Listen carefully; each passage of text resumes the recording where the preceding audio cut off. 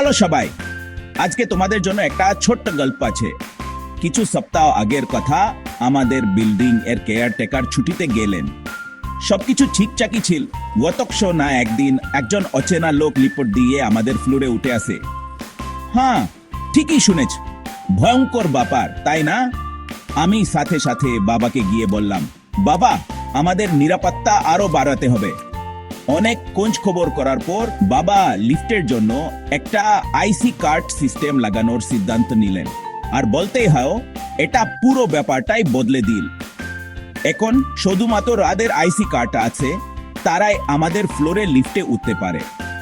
অচেনা লোকজন নিয়ে আর কোন চিন্তা নেই। মনে হয় ইয়েন আমাদের বিল্ডিং এর জন্য একজন ডিজিটাল দারোয়ান। দারুণ ব্যাপার, তাই না?